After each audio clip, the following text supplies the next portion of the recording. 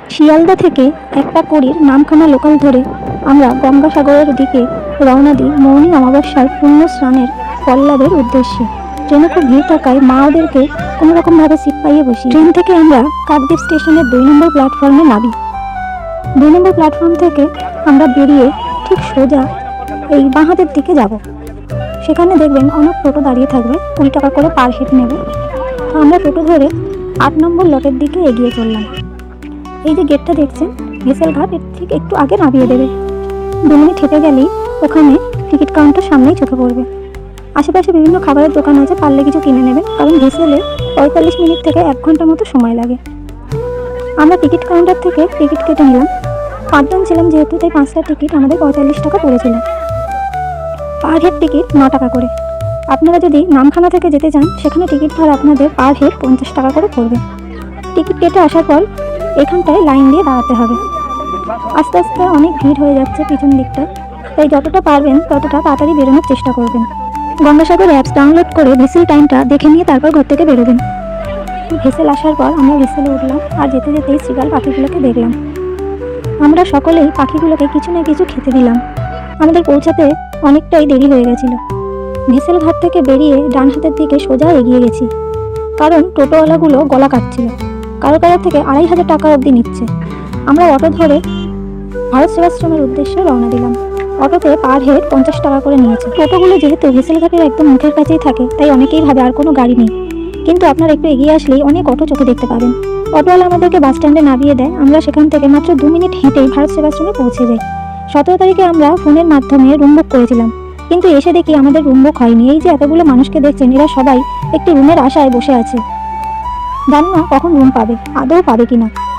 এই যে আমার বাঁ হাতে দেখছেন অফিস, এখানে রঞ্জনদা বসে আছেন, ভারত সেবাশ্রমের এই ব্রাঞ্চের ম্যানেজার। ওনার সঙ্গে কথা বলে রুম বুক করতে হয়। আমরা সন্ধ্যে 6:30টায় পৌঁছে গিয়ে রুম পেয়েছিলাম 10টা নাগাদ। বাড়ি থেকে আসার সময় অবশ্যই নিজেদের আধার কার্ডের জেরক্স করিয়ে নিয়ে আসবেন। এখানে কাছাকাছি কোথাও জেরক্সের দোকান পাবেন না। পার হেড 100 টাকা করে নেয়। 5 জন ছিলাম, তাই 500 টাকা নিয়েছিল। আর এই ছোটো রুমটা আমাদেরকে প্রোভাইড করা হয়েছিল। কিন্তু রুমে গিয়ে রুমের অবস্থা দেখে আমাদের মন আরও খারাপ হয়ে যায়। রুমটা পুরোপুরি ড্যাম্পে হয়েছিল, চারিদিক থেকে দেয়াল খসে খসে পড়ছিল। আর বাথরুমের কথা তো বলবেনই না, ওপরে টয়লেটের পাইপটা কখন যেন মাথার উপর ভেঙে পড়বে এইরকম মনে হচ্ছিল। এনারা টাকা নেয় কিন্তু মেনটেনেন্স ঠিক করে করেন না। এই যে দেখছেন 50 বিঘা জমির ওপরে আশ্রমটা। আমাদের রুমের পাশে অনেকগুলো রুম ফাঁকা ছিল, আরও অনেক বিল্ডিংগুলো ফাঁকা ছিল, কিন্তু এই যে মানুষগুলোকে দেখছেন এরা সারা রাত বাইরেই এই মন্দিরের চাতালে পড়েছিলেন। এনারা একটা রুম পাননি। যদি রুম না পান ভারত সেবাশ্রমে, তাহলে চিন্তার কোনো কারণ নেই। 2 পা এগিয়ে আসলেই দেখবেন এরকম অনেক আশ্রম রয়েছে বা হোমস্টে রয়েছে, এখানেও আপনারা থাকতে পারেন। এখানেও কিন্তু মিনিমাম প্রাইসের মাধ্যমে আপনারা রুম পেয়ে যাবেন। ভারত সেবাশ্রমে রুম পাননি বলে কখনো ভয় পাবেন না।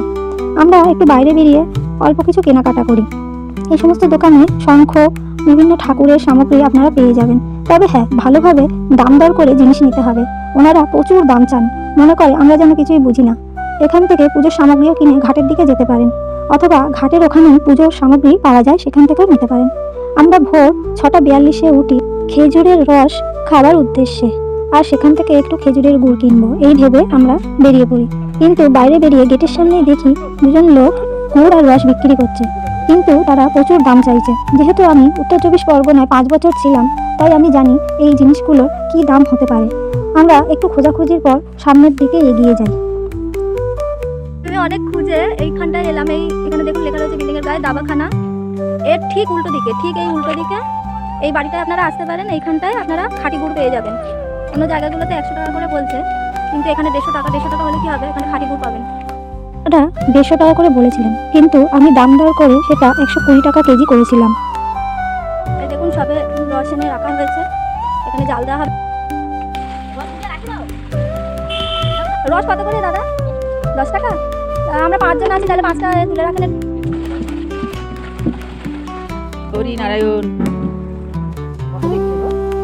যেহেতু এখানে চোখের সামনে গুড় জাল দেওয়া হচ্ছিল, তাই ভেজাল মেশানোর সম্ভাবনাটাও অনেকটাই কম ছিল।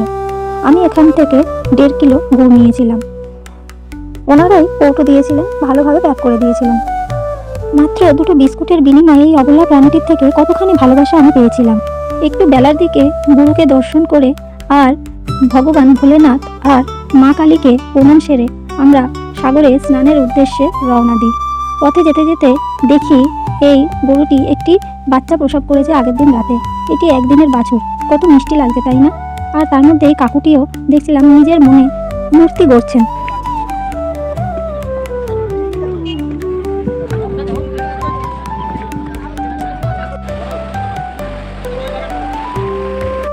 আমার মা, কাকিমা আর মাসিরা যেহেতু গৃহবধূ, তাই এরা খুব একটা সংসার ছেড়ে বাইরে বেরোতে পারেন না।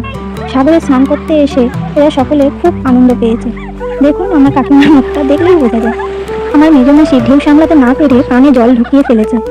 হলুদ রঙের বস্তা দিয়ে এরকম অস্থায়ী জামা কাপড় ছাড়ার ব্যবস্থা করা রয়েছে মহিলাদের জন্য। ঘাটে এরকম চারিপাশেই রয়েছে। আমাদের কুলদেবী মা মনসার একটি ছোট ফটো আমরা সঙ্গে করে নিয়ে এসেছিলাম গঙ্গা স্নানের উদ্দেশ্যে। বাড়িতে বড় বিগ্রহ আছে, যেহেতু বিগ্রহ আনা সম্ভব নয়, তাই মায়ের একটি ছোট ফটোই সঙ্গে করে এনেছিলাম। স্নান সেরে আমরা কপিলমুনির মন্দিরে পুজো দিই। এই যে সাইডে বিল্ডিংটি দেখছেন, এখানেও রাত্রিবেলা অনেক মানুষ ছিলেন, তাই বিল্ডিংটা চারিপাশ দিয়ে ঘেরা নয়। কপিলমুনির মন্দিরের ভিতরে ঢুকে দেখি একটি ছোট্ট বাছুরকে দুটো ছোট সোনামণি আদর করছে দাঁড়িয়ে দাঁড়িয়ে।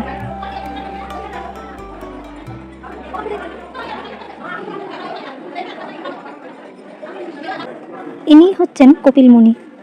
সবাই মিলে এনাকেই এখানে পুজো দিতে আসেন।